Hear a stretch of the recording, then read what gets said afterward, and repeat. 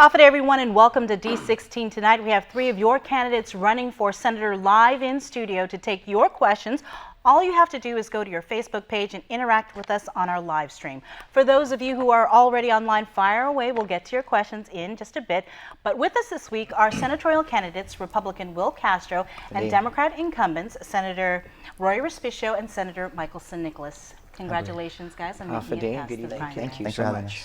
Before we begin, we will give you each about 30 seconds for introductory comments, and then we'll get into the question and answer portion, and you will each have a minute to respond to each of the questions that are presented to you. So we'll begin with you, Senator Nicolas, with your opening comments. Thanks, Bree, and thank you, KUM, for hosting us this evening. Buenos noches and good evening, Guam. I'm Senator Michael F.Q. Nicolas. I want to first start out by thanking all of you for the incredible honor of your vote in the primary election just recently. It was an incredibly moving experience, and it was a validation for the work that we've been doing to build a responsible Guam. We need to focus on managing our money well, investing to improve the lives of our people, making sure that we're not borrowing for anything other than investment, and making sure that we have the resources necessary to pay out our tax refunds and our vendor payments and all of our obligations in this government on time. And in order for us to do that, it's going to require a disciplined approach to how we handle your money, how we manage your money, and how upfront we are with you about the financial realities of our government. So I would like to ask you to please continue supporting us and all the way into the general election. Thank you. Senator Respicio. Thank you, Bree, also for the opportunity to be here tonight. You know, I'm Rory Respicio, and I've been a senator for 14 years now, and I'm certainly proud of a lot of things that I've done over the years. And so you know me, you know my record. I grew up in Dedido. I live in Agana Heights. I'm married to Jolene. We have a son, RJ. My parents are Bob and Rose Respicio, and so for everything that I stand for over the years, to create the Guam First Commission, to provide a strong, unified voice in how we communicate Guam's needs to the federal government, to reforming the election reform and other matters, and I'm your candidate again for senator. Thank you. Well, Howdy, buenas noches. I'm Will Castro, and I'm the son of a customs officer and a full-time homemaker. And if you ask me who I am, I like to describe myself as being a little bit of a lot of people. Angel Santos and David Shimizu, a man of integrity. Angel Santos, a man of conviction. Governor Eddie Baza Calvo, a man of great, tremendous religiosity and respect for God and country. And of course, I'm a lot of my parents. And this is my first time sitting here with these esteemed, senatorial candidates. But at the core, I'm appreciative and grateful for the opportunity to serve. And I'm a candidate who wants to introduce positive policy and build upon a platform of change. Thank you. okay.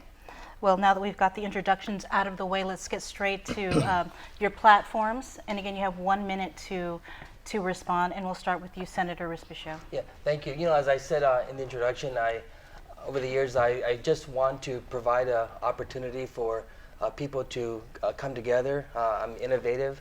I presented ideas and that reformed the way we do things in government, to create the Guam First Commission and how we communicate the territorial federal issues with one strong united voice. How I've reformed the Guam Election Commission process so that we provide for fair and free elections, as well as how we reform just how we do our government so everything is fair, open, and transparent. And I'm certainly proud of what I've done, and I'm hoping that the people will judge me on my record. Okay. And Will? I'm a candidate who is espousing a progressive agenda for change, one that adopts new and innovative ideas. I can certainly acknowledge the limitations and the barriers that confine this government and that holds our community back. But I want to be the senator that works across the aisle of both Democrats and Republicans to build upon things like introducing government information through a mobile application like I've done, or actively seeking out new and competitive money in the federal arena like I've done. And so I hope to be the senator, along with you folks, that builds upon a spirit of change and positivity and unity, that finds solutions that can uplift our community beyond ourselves. And Senator Nicolas. Thanks, Bree. As the sun set on the 32nd Guam legislature, enormous pay raises were given out to elected and appointed officials. And it was at that moment that I realized that it's going to have to be a moment of truth. Are we going to continue to act like the funds are going to be there for all these things that we really can't afford? Or are we going to have to really take a hardline stance and do something that's not politically standard, and really be upfront about our financial situation and hold the line on our financial situation? and make sure that we're upfront with our people about what the realities are and what we can and cannot afford, whether it's popular or not politically. And I made a choice, and it's been the cause that I've been taking on ever since, that we need to be upfront with the people of Guam about the financial realities of our government. We cannot keep borrowing our way out of situations. We cannot keep spending money as if it's going to be there when we know that it's not. And we cannot keep these raises. We have to roll them all back. And so for me, that's been my platform, coming to terms with our financial situation, bringing those terms to our people and making sure that we turn this government around and fix the numbers. Okay, Thank Senator Nicolas, and I guess just to all the candidates to follow up on what you were talking about, because there is a lot of activity on our Facebook page. John Santos and a couple of other people are asking, do you think it is appropriate for the government of Guam to borrow to pay for operational spending? And we'll start with you, Will.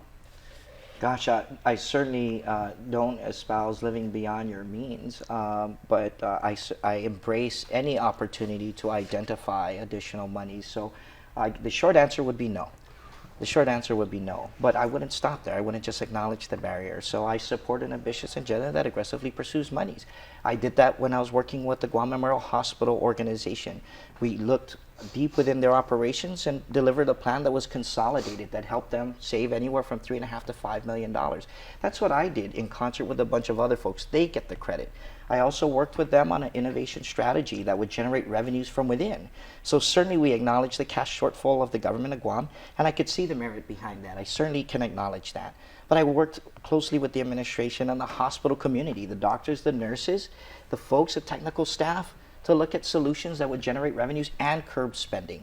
So to build upon the short answer, no, of course I don't, but I certainly won't stop at that. And hopefully the members of the 34th Guam legislature will be willing to work towards other solutions. Rory. Yeah, bond borrowing should not be used for operations. That's what we all hope. But in the case of GMH, most recently when the legislature and 13 senators voted to borrow $45 million for the Guam Memorial Hospital, it's all the choice that we had at the time. Sure, there's other solutions on the table that I'm always willing to advance, and such as a law that I sponsor that any new taxes paid by the new hospital shall automatically go to the Guam Memorial Hospital, as well as other revenues for the Guam Memorial Hospital. But in the case of borrowing for the hospital, and I know many people didn't want that, but what I didn't want is for GMH to close its doors because they had no money to provide supplies and equipment and to pay the vendor payments. And when you ask the situation whether we're going to borrow money for the hospital or make the hospital close its doors and it's a life or death situation, the obvious answer is we have to do whatever we can to support Guam Memorial Hospital as an entity that can't turn anyone away when they go to seek their medical services. Senator Nicolas. Thanks, Bree. You know, we should only borrow when the return on investment is going to be greater than the cost of capital. Any other time that we borrow, we're ensuring that we're going to be losing money over the duration of the debt. So if we borrow $30 million or $45 million in order to pay for operations, we're going to be paying interest on that $45 million for the next 30 years, all to cover an operational loss. We can't keep doing that. That's unsustainable. And so we cannot borrow for operations. What we should be doing as lawmakers is having oversight hearings over these agencies so that they're not coming up all of a sudden with some emergency at the last minute that makes everybody have to scramble. And we do that far too often in this government. We did that for Tees in high school. All of a sudden we had the emergency that we had to go out and move forward with that lease. We did that for GMH twice in the last 2 years.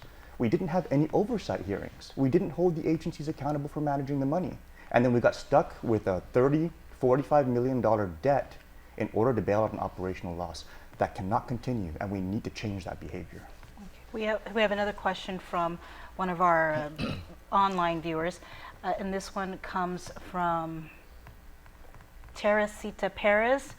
If elected, would each of you vote to repeal the pay raises for appointed and elected officials? We'll begin with you, Senator Nicolas, and we kind of know the I've answer. tried multiple times. We will try again. This recent election, we finished pretty strong taking that position. And I know that there were some individuals who thought, you know, if you touch the mayors, you're going to lose. If you touch the directors you're going to lose, but it's being validated by the people of Guam. They want us to manage this money better. They want us to roll this back and put those resources where they're needed most, into the priorities of this government, so that we're not borrowing to bail out our operational losses. So yes, I would absolutely not only support repealing, rolling back the raises for elected and appointed officials, but I would encourage you to select those candidates who are going to do the same, and look very carefully at the records of those who have touched this issue, whether as senators or as candidates, because everybody's touched this issue somehow, and if we're going to repeal these raises, we need the candidates in there who are going to do that. Rory. Well, I voted yes on the recent attempt to pass the bill and for the override. I also consistently voted yes every single time to cut senatorial salaries. In my first term, I wrote a law that cut senatorial salaries by $1,100 a month for 9 months, because the rest of the government classified employees went to a 32-hour work week. The issue of the Competitive Wage Act is complicated. It's messy in this latest round. I just wish that the mayors and vice mayors weren't included, because originally they weren't included, but somehow they got voted into the mix, and I voted in the last attempt because this is when the Department of Administration said that we were in a cash crunch, and I worked with my colleagues in the Committee on Rules to ask the Speaker to call a session to reconsider the bill that would just do that. But the community seems to say that for my efforts with the rollback is too little too late, and and that's fine, but I did this before the election, and I'm going to continue to do this because of the situation that we're in, as admitted to by the Department of Administration. But I just hope that they didn't do this for the mayors and vice mayors, because they're the front lines, and they deserve their pay. And Will. Yes, I'll start with rolling back my salary.